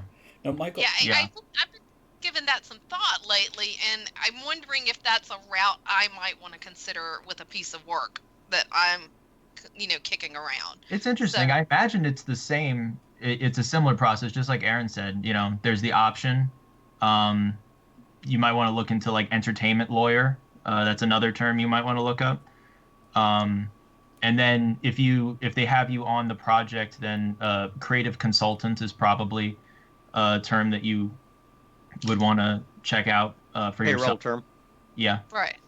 I'm sorry, completely off tangent. Well, this is totally on Also tangent. keep in mind, video games there. you're looking at 5 years production time minimum because of just everything that has to go into creating a video game. And also depends if you're looking at a ongoing MMO situation online or if you're looking at a single disc that somebody could pop in their console. There'll be different production times and ongoing things as they add different money-making ways of adding, value packs or extra material, or even continuing the story on if you've made more books, where now an online game can give you that next additional material, whereas a console game would have to create another game for the next movie, which they have a lot of the groundwork. Go ahead. And the reason I asked that is because that's how The Witcher got made into a series. It was actually a video game, a book made into a video game, and then into the series. Which is great to make the jump, because it's like, because it's not a path I would have considered. I would have always thought the video game would have come after the series, but to do that first and then jump to the series was an interesting path that Lots of people didn't realize that it was a book before it was a video game because the video game was so popular. Right. Exactly. Rabin says game development with IC is rough, as mechanics and content should really be connected. So there's a little. Now, Mike, I saw you nodding a lot as Aaron was going on. Did you have more information to add to this? Well, I'm just remembering parts of the process. I've met people that have been optioned at cons, and I asked them a few questions and looked it up and learned some stuff. And optioning is the big term for anyone who's a writer who's looking into that, or anyone who's just interested in the behind the scenes of that. It's called buying the option. So they have the option to make it. And some authors, they get scared if like the option is a low number, but it's just the option. And a lot of times what happens is when they buy it, they're basically reserving so that no one else can like swoop in on the property. And then when they go ahead and make it, there's a percentage that the original creator will get based on the size of the budget. Aaron? Yeah. On that note, take a look at Winston Groom, okay, the guy that wrote Forrest Gump. You got to watch out between gross profits, gross revenue, a payday as a creative consultant, net, all these things, because you've got things called Hollywood accounting, where Hollywood accounting is basically where, hey, I'm a production studio, but I hire a print and advertising, P&A, firm that I own to advertise this. And then I upcharge that amount, and it causes your budget to go way, way up, so that you never actually make a profit in the movie.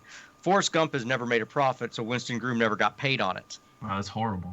It is. Well, he wrote the second book and he didn't sell it to him. So that's kind of the trade-off. But as artists, we've got our rights, our copyright on it, and you are voluntarily giving up those rights, selling those rights, doing these things. You gotta read the contract.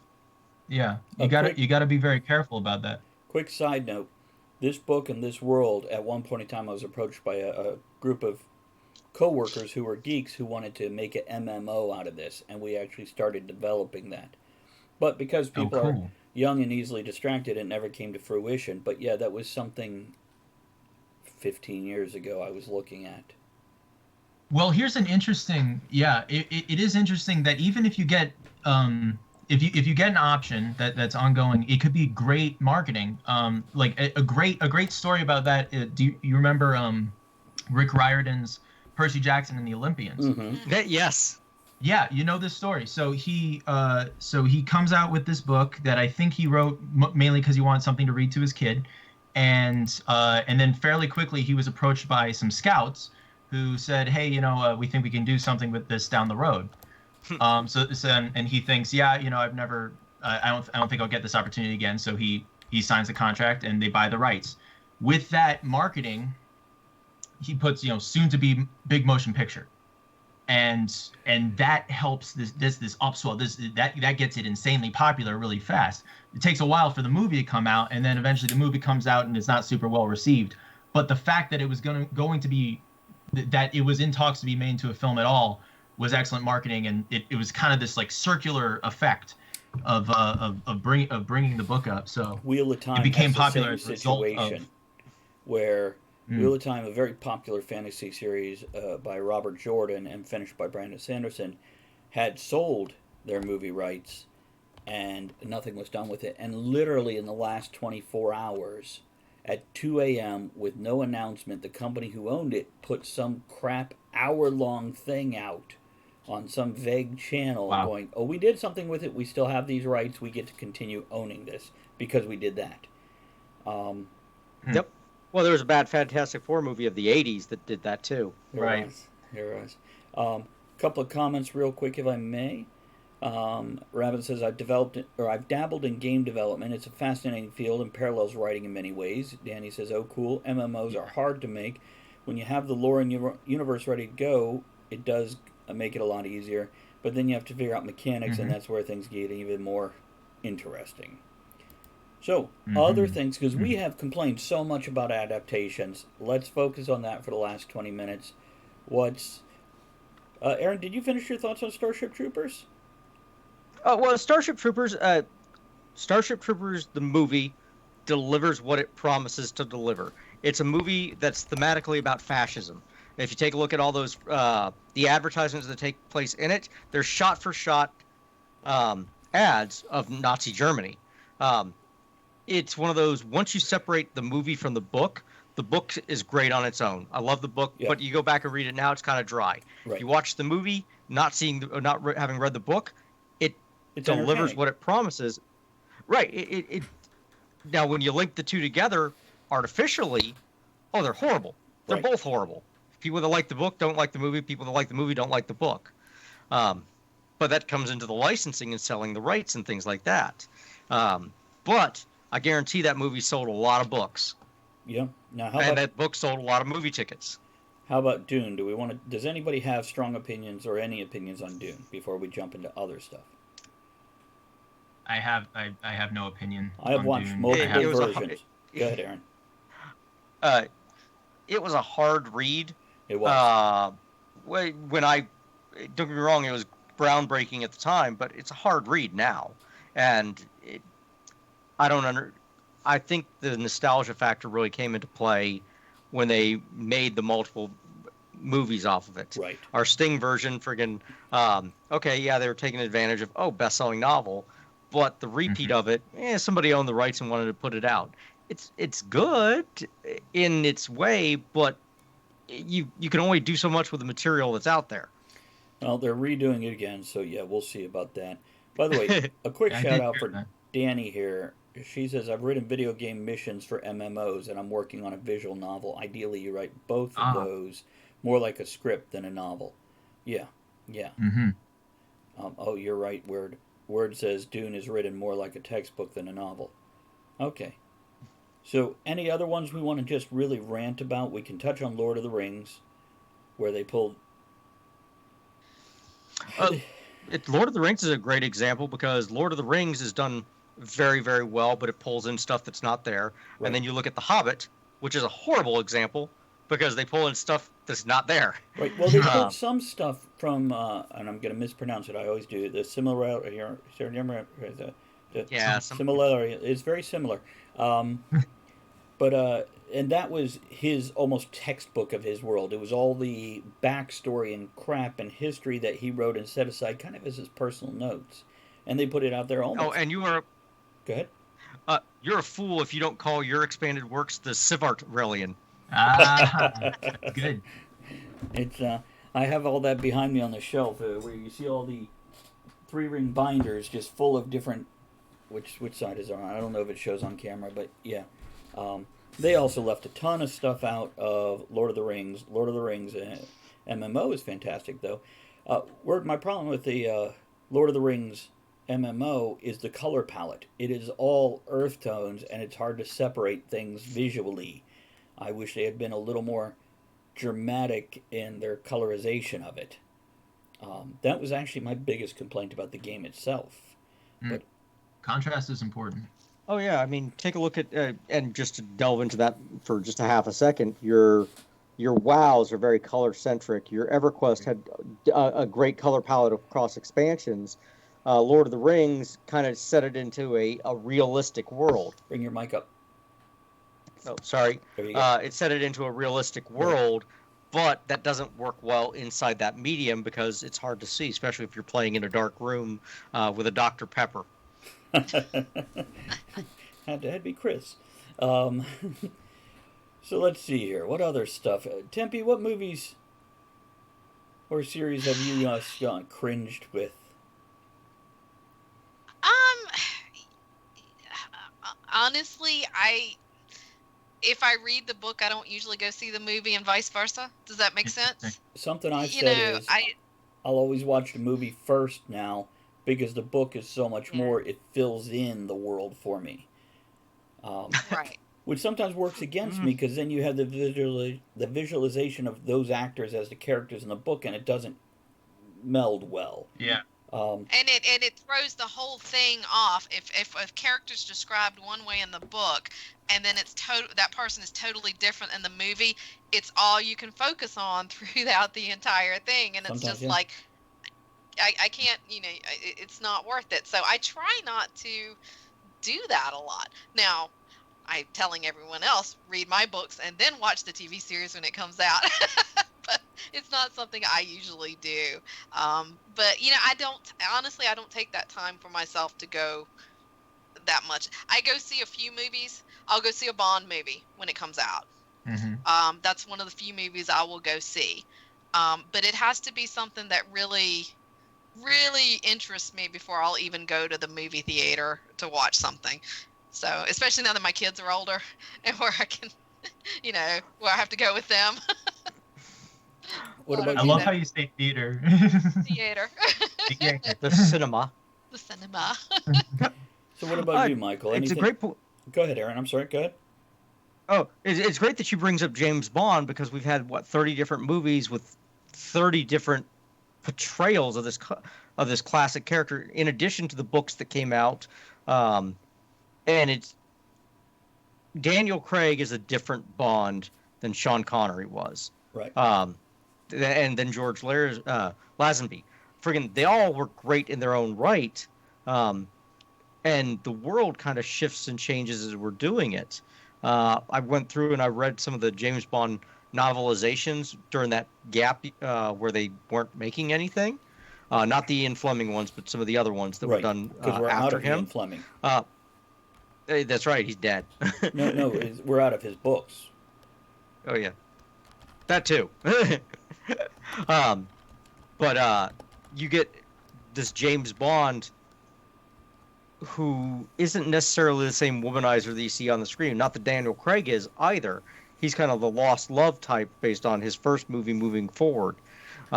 but they shifted him back into this kind of action-centric role because writing by committee would be my guess. And one that I may actually go back and read the book that they made a series out of. I may go back and read The Night Manager, because I feel like that I probably missed a lot that's in the book that wasn't on screen. And that was with Tom Hiddleston and Hugh Laurie, that was out on TNT a couple of years ago. And it was a really good series, but I feel like there's probably a lot more that I missed. So I may actually pull that one up and read it. That makes sense. Danny says, I read the book first because I don't want the preconception from the screen, someone else's imaginative interpretation. Same thing with music videos. I listen to the song first, so I have a chance to visualize on my own before I see how someone else has visualized it.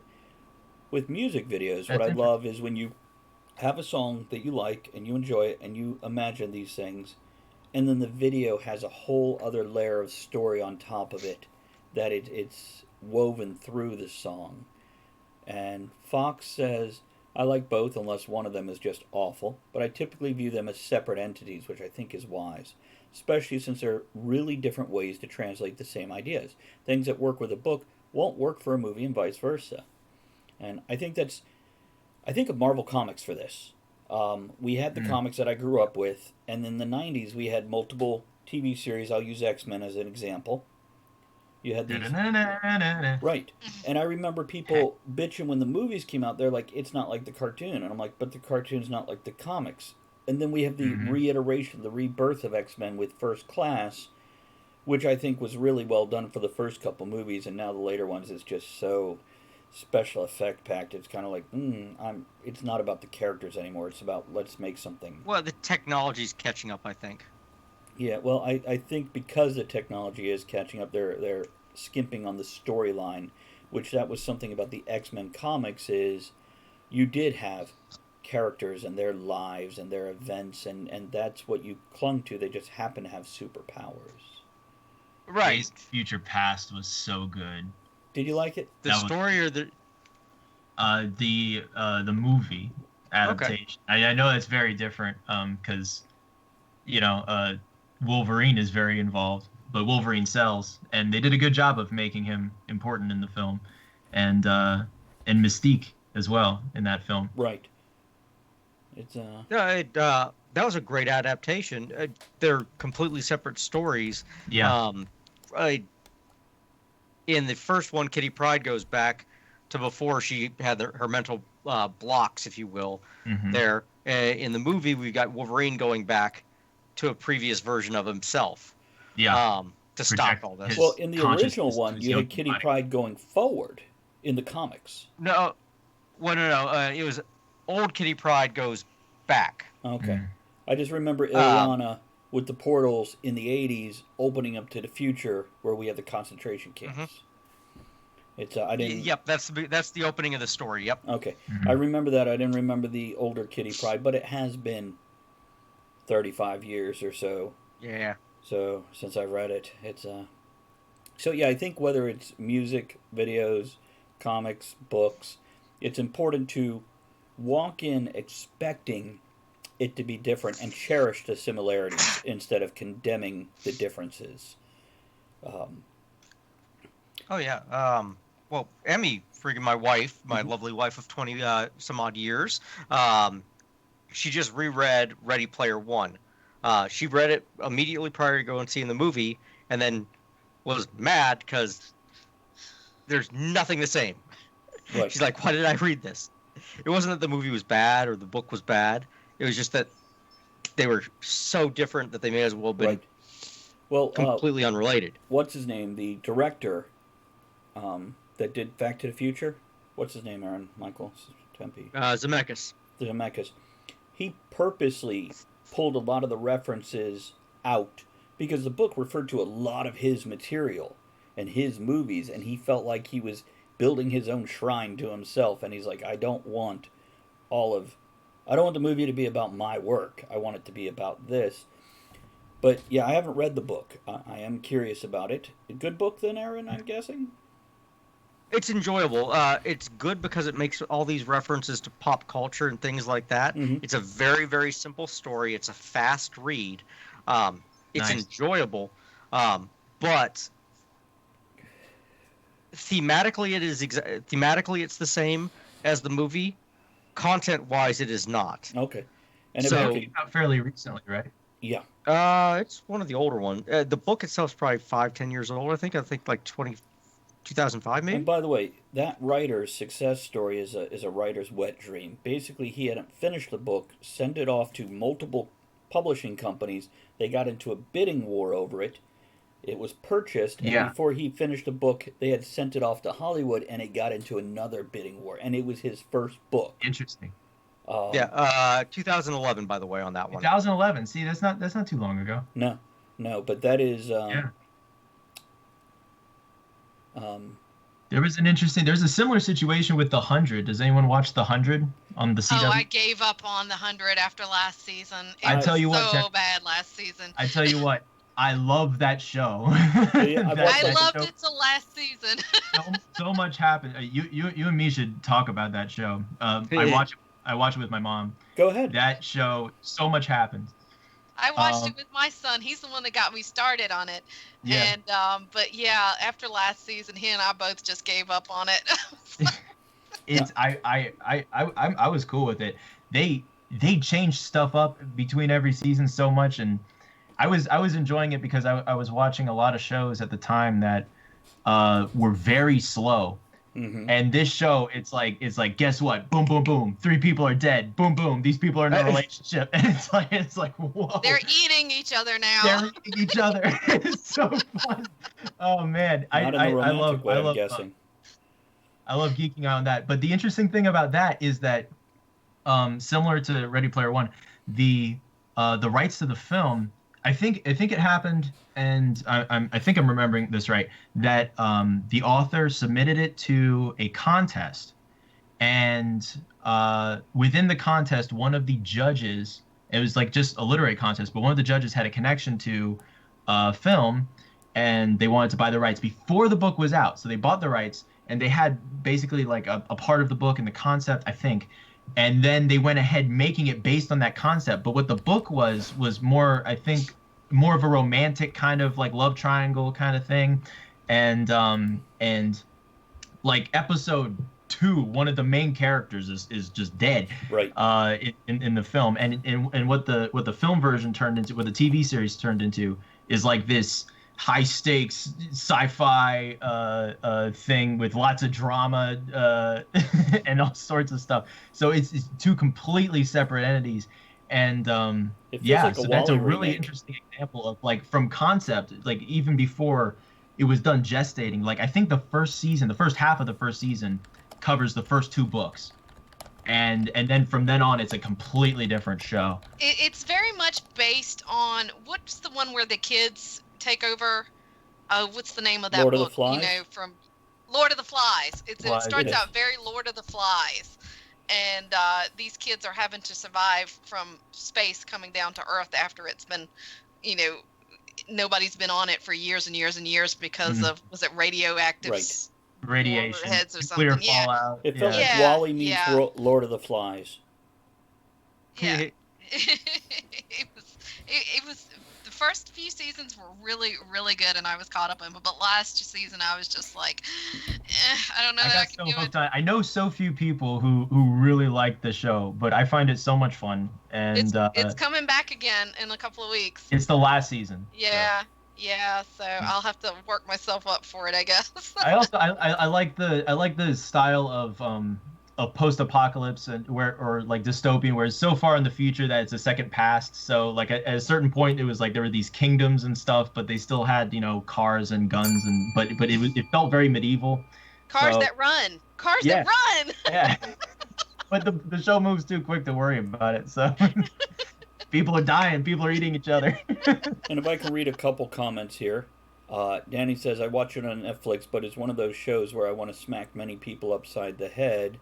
And she Understandable. Word says, for 100, I got partway through the second season before I got bored with the show. And Danny says, these are crazy neat paths for an author to take, though. And they are. And that brings us back to the root for the last 5 minutes. It's as writers, I think any of us would be pleased to be approached with such a thing. Now, what happens from there doesn't mean we won't lead to heartbreak, frustration, or celebration. But look at Aaron. I don't know what that means, Aaron. Is that I have one goal. Aaron is a whore. You're gonna approach me. $20 is $20. Yeah. Here's what I will say. If anything of mine does get made, something I want to work into the contract is I am allowed to air interviews, like sitting around a table having dinner with directors or stars or whatever. Or even if I can't air it, just to be able to sit in a room with these people that we've seen on the screen and interact with them on a real level and see how much they match character personalities that they've played before and how real they are. You know, the comparison between Tom Cruise, from what I understand, is very much like Tom Cruise in the movies. He's a bit of a dick. You know, I hear the same thing about Bruce Willis, and then you hear about these other people who are just like, I've heard Sandra Bullock on podcasts before, and she is just a sweetheart, and I would love to be able to have that experience. Or I'd love to have a dinner with Stephen King and George R.R. Martin, because I've seen them interviewing each other on one thing, which you can find that on YouTube, and that is delightful as they ask questions of each other, comparing, well, like we do here, but it's those guys that we all know by name and face and work. Question for Tempe. Tempe? Okay. Is that one goal, Henry and Tom staying over during the filming? I wouldn't turn it down.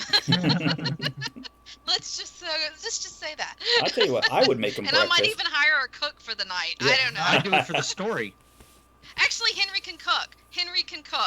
He's been posting all these pictures Henry's of all gonna this stuff. cook for you. I'm like, wouldn't that be wonderful? See, and that would be great also. Just imagine that evening with these folks, you know, on any level. It's not even, you know, just to interact and get their points of views, and, you know, if they've read the books versus what they're producing right now or played the video game or whatever, and to get their feedback on that sort of thing. And I don't know, I think that'd just be put them to work, says Danny. I think that absolutely. that would just be amazing fun. Any closing thoughts on the topics, Aaron? Just one. Every interpretation. I don't want to use the word adaptation because it leads you down a path. It's one of those, oh, this is the original and this is that. Every interpretation can be valid in some way or form. We grab almost any of these things. I remember reading the novelization of episode 1 of Star Wars, and I hate that movie. Absolutely hate the movie. But the novelization gives me so much more context and things like that, and that was written after the guy already read the script. So he inserts things that we can't see there from a book perspective, and we see that also take place in the movie or the visual medias. There's some great comic books that do that as well. What is it? Umbrella Academy's out there right now, and it's not the same but it's great. Or friggin' we mentioned Series of Unfortunate Events, Harry Potter's, and you will get people that are movies, books, that kind of thing. But they're all great in their own kind of right. Yeah. It reminds me. I had read this fairly recently, and I forgot who said it, but that everyone's experience of a book is unique to them. Because this is an entertainment that's beamed right into your mind and then blended with your own experiences, and so everyone's mental movie is something that's totally unique, which is really neat with literature. So with film, it's kind of like that incarnation. It's that interpretation, like you said, Aaron. And I remember when I had those actors read my play. And they cut out a whole section and I really like what they did. I kind of liked how it flowed without that section. So when I eventually rewrite it and publish it, I think I'm going to take a follow that beat, follow that pacing, because it's interesting. You'll never know what when you allow it to enter someone else's mind and then be played back for you. It's kind of a neat thing, and see how people interpret your characters. Tempe, any closing thoughts? Like Michael said, it's a fine line. What I see in my mind is not necessarily what some people will see in their mind, but I figure, you know what, as the writer, it's my playground. That's what I'm going for. For my closing thoughts, I'll say, remember, it's all about the money. Put out that warning sign. It's all about budget. It's all about money. And that is something somebody else is controlling. And I want to read a few comments and just really say thumbs up to our community right here that's joining us after reading these comments. So Danny says, absolutely, there's so many perspectives on writing I'd love to mind. I was able to sit down with Gaiman about 10 years ago, and that was just the coolest ever. Word says, I got to talk to David Drake for a while. We had a great conversation about how much the light in the hotel elevators sucked. By the way, Danny does clarify, he was here for a poetry slam, and I stayed late because I moved slow and ended up at dinner. Conventions have been fun for meeting people, but there's not always an opportunity for craft talk. So, yeah, cherish the moments right now that we're all experiencing, no matter what the future brings, success or the other side of it, and just appreciate these small moments that we're getting right now, because we don't know which one of the four of us or all of us will be at where we'll be in 10 years. And we are interacting with Danny and Word and John and all these others, and we don't know where they'll be. So remember your community. Remember the joys we had talking to each other as we work towards our goals. So good night, everybody. Let's do some closing music. You guys are Thanks awesome. for coming. Get out of here.